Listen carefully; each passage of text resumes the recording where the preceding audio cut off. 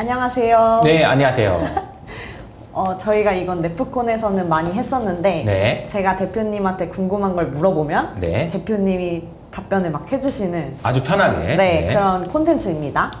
어제 이제 소매 판매까지 나왔잖아요. 네. 그러면서 이제 경기 침체 우려가 좀 이제 낮아졌다 그런 말씀을 해주셨는데 그럼 앞으로 남은 매크로에서의 악재가 좀 있을까? 우린 네. 앞으로 뭘 좀 주의해서 봐야 될까에 대한 부분 뭐가 있을까요? 제 생각에는 경기 침체가 여기 있고, 제가 좀 팔이 나빠가지고요. 좀 지금 경무에 시달리고 있습니다. 어쨌든 경기 침체가 여기 있고, 경기 호황이 여기 있으면 여기서 여기로 왔다 갔다 하는 거거든요. 이 중간에 있으면 이제 골디락스, 그래서 괜찮아 그러다가 이쪽으로 갈 것 같으면 경기 침체 아니야 이런 상황이라고 보시면 되는데, 지금 매크로 환경은 금리가 어쨌든 많이 올라와 있는 상황이잖아요. 그러니까 경기를 꾹꾹 누르고 있는 거야. 니네 좀 그만 좀 써. 그냥 이런 분위기. 그러니까 파월은 그만 좀 써라 그랬는데 바이든이 돈을 쫙 뿌려줘가지고 호주머니에 그냥 돈을 이렇게 많이 주냐? 막 이러면서 사람들이 돈이 너무 많아가지고 그냥 소비를 하다 보니까 이게 이상한 흐름들이 나타났던 거잖아요. 근데 어쨌든 지금 현재 상황은 경기 침체 쪽으로 가고 있는 건 맞아서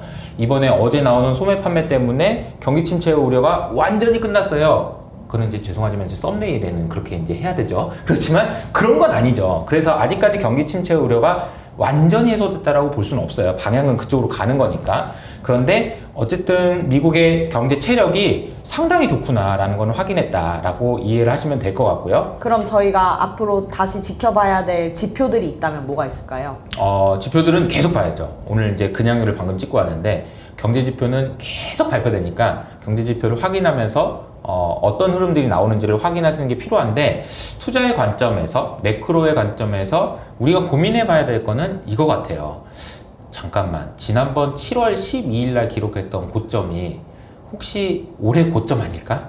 이 고민인 거죠. 이것을 넘길 수 있는 모멘텀이 있을까가 이제부터는 고민인 것 같습니다. 밑으로 내려가는 힘은 이제는 약해진 것 같고, 논리도 많이 약해졌어요. 엔캐리 트레이드를 여기서 또 하겠어? 아니면 경기 침체 우려가 또 금방 나오겠어? 이렇지 않다라면은 뭐 주가가 급락할 이벤트는 많이 없겠지만, 그렇다고 해서 여기서 이제 악재가 많이 회수돼서 더 올라갈 수 있을까? 이 고민은 좀 하게 되지 않을까라는 생각이 듭니다.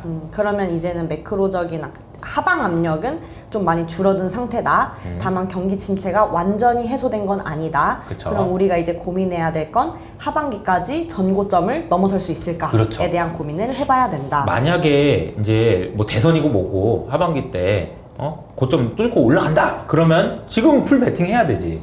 근데 아직까지는 그렇게까지는 보기 좀 어려우니까 일단은 좀 그 긍정적인 시각으로 주식 비중을 좀 늘려놨다가 이제 좀 얍삽하긴 하지만 고점 뚫고 올라갈 때 그냥 더 사자 이런 느낌으로 가면 어떨까 싶습니다.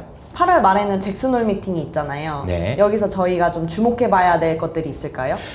잭슨홀 미팅이 굉장히 좀 중요한 이벤트예요. 그런데 제가 오늘 아침에 보니까 파월 의장이 발표하는 주제가 경제 전망이더라고. 이거는 제 생각에는 그냥 알려주겠다는 얘기예요. 그냥 답안지 주겠다는 얘기야.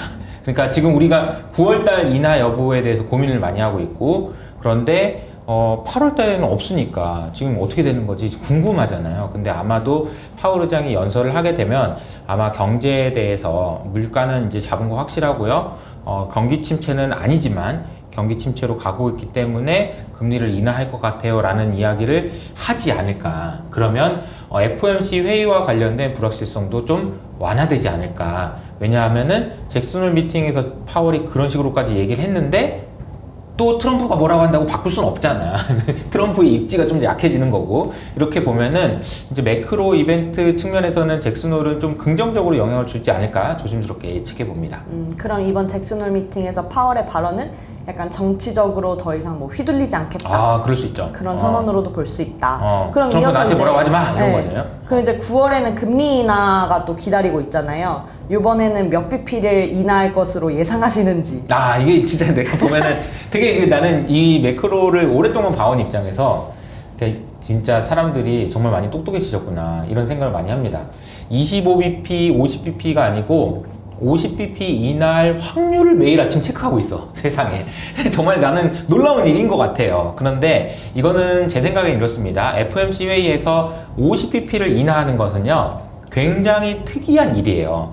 원래 25bp 인하하는 것이 너무 당연한 거고요. 정말 특별한 일이 있을 때나 50bp 인하를 하는데 어제 소매 판매 데이터 나온 것도 보고 그러면 50bp 인하를 해야 될 정도로 긴급한 상황은 아니라고 보는 게 맞는 것 같습니다. 만약에 50bp 인하를 해야 되는 상황이면 코로나 때처럼 막 정말 경기가 꼬꾸라지는 게 눈에 확인되거나 아니면 여기저기서 지금 손절 물량이 나와서 난리가 나거나 이런 문제가 있어야 되는데 지금 그런 상황은 아니잖아요. 지난주 월요일날 우리나라 시장에서 급락하면서 제가 알기로는 홍콩에서 한 뭐 10개 가까운 펀드들이 뭐 청산되고 난리가 났대요. 근데 그래도 그렇게 큰 문제 없지 않아요? 그러니까 시장에 그렇게 돈이 많다라는 의미인 것 같기도 하고요. 그래서 9월 FOMC 회의 때는 특별한 거 없으면 25bp 인하다 이렇게 보시면 될 것 같아요. 네. 그리고 어제 소매 판매 지표가 나왔잖아요. 네. 근데 이게 생각보다 되게 견조해가지고 좋다 이런 이야기들이 좀 나왔는데 제가 오늘 아침에 월마트 실적 발표를 또 보니까 뭐 공부 진짜 열심히 하네요. 네, 월마트 실적 발표에서 CEO는 그런 얘기를 하더라고요. 아, 우리 5달러보다 싼 식료품 브랜드 만들었다. 아하. 이거 되게 잘 팔린다. 아하. 그리고 맥도날드에서도 아, 우리 딱 맥도날드 겨냥한 거네. 네, 5불 세트 만들었다. 그런 얘기 하고 있잖아요. 그래서 사실 소매 판매나 이런 매크로 지표들은 그렇게까지 경제가 부러졌다 이렇게 보기는 어렵지만 이런 막 소매 판매점이나 이런 데 실적 발표를 보면 그러니까 막상 실적 발표하는 애들은 그죠? 안 좋다는 얘기들이 자꾸 나오잖아요. 맞아요. 그래서 사실 좀 혼란스럽다. 아하. 이 부분에 대해서 어떻게 생각하시나요? 저도 이게 좀 고민이 많습니다. 원래 우리가 보면은 대표성이라고 하죠. 3학년 2반 수학 평균 점수 몇 점이야 이러면 3학년 2반에 있는 50명의 학생의 점수를 평균 내죠. 그 평균 값이 그 반을 대표하는 수학 점수인 거예요. 50명의 숫자를 대표하는 숫자 하나를 뽑으라면 그냥 평균을 한다는 거죠. 근데 그 가정하에는 어떤 얘기가 있냐면은 점수 분포가 이렇게 돼 있을 거라는 가정이 있어요. 100점 맞은 사람은 별로 없고 빵점 맞은 사람은 별로 없고 평균에 있는 60점, 70점 맞은 사람이 제일 많다라는 가정이 있는 거죠. 그런데 미국의 상황을 이렇게 생각해 볼까요? 미국의 상황은 아마 이렇게 돼 있지 않을까요? 진짜 가난하고 소비를 못하는 사람이 이렇게 많고요. 진짜 돈 많은 사람들이 이렇게 많이 쓰고 이런 거 아닐까요? 즉 다시 말하면 평균적으로는 한 달에 뭐 200만 원, 300만 원을 쓰고 있는 사람이 있다라고 치면 뭐 몇 억씩 쓰는 사람들이 많아서 평균을 내보면은 1000만 원, 2000만 원 쓰는 것처럼 표현되지만 실제로는 너무나도 안 좋다라는 이야기를 할 수도 있는 것 같아요. 그래서 이런 경제 지표만을 가지고 판단하기가 어렵다라는 이야기들이 많이 나옵니다. 그래서 목소리, 그러니까 미국에 계신 분들의 목소리로 들어보면 경기가 너무 안 좋아요. 진짜 곧 경기 침체야. 그런 상황인데 숫자로 보면 이상하게 잘 나온단 말이죠. 이런 것은 아마 평균이 가지는 한계 때문에 나타나는 것 아닐까라는 생각이 좀 들어요. 그래서 이 부분은 사실 경기 침체인지 아닌지를 판단하기 위해서 연준 의원들이 마찬가지로 고민하고 있는 중요한 문제일 거라고 생각합니다. 근데 어쨌든 우리가 보고 있는 거는 지표를 보고 확인할 수밖에 없잖아요. 반에 정말 낙오자들이 정말 많든 말든 그냥 평균이 뭐 괜찮으면 괜찮다라고 볼 수밖에 없는 그런 현실도 있지 않나라는 생각이 듭니다. 이제 매크로 지표들이 생각보다 이제 조금씩 괜찮게 나오는 것들이 발표되면서 시장도 이제 저점을 다지고 이렇게 반등하는 모습을 보여주고 있잖아요. 맞아요. 특히 반도체 같은 경우가 이번 시장에서 굉장히 많이 빠졌었는데 그렇죠. 이제 다시 반도체를 사야 하는 건지에 아하. 대한 고민이 좀 들더라고요. 목은 어떻게 생각해요?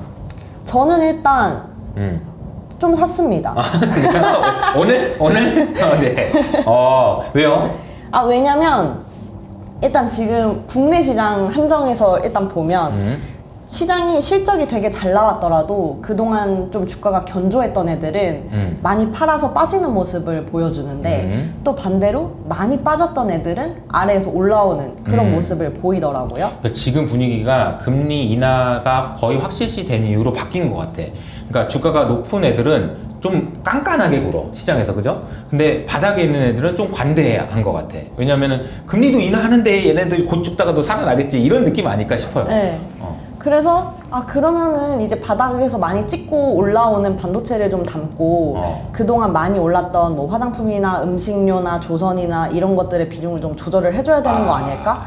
그런 거에 대한 고민이 생기더라고요. 맞아요. 왜냐면 반도체랑 뭐 조선, 음식료, 화장품의 상관관계가 또 역의 상관관계를 갖고 있잖아요, 국내 시장은. 맞아요. 그래서 그 부분에 있어서 이제 전략을 조금 바꿔서 가야 되나? 고민이 생기더라. 그동안에는 지금 반도체가 굉장히 안 좋았는데 사실은 하이닉스도 그렇고 펀더멘탈이 막 훼손이 됐냐? 그건 아니잖아요. 실적이 진짜 잘 나왔는데도 왜 때려? 막 이런 느낌이었잖아요. 그래서 제가 보기 때는 하이닉스가 이번에는 과거에는 외국인들이 뭔가 매크로 이슈가 나오면 삼성전자부터 팔았거든요. 왜냐면 제일 잘 팔리거든. 커가지고 그냥 막 팔아도 그냥 많이 안 빠지고 팔 수 있었어.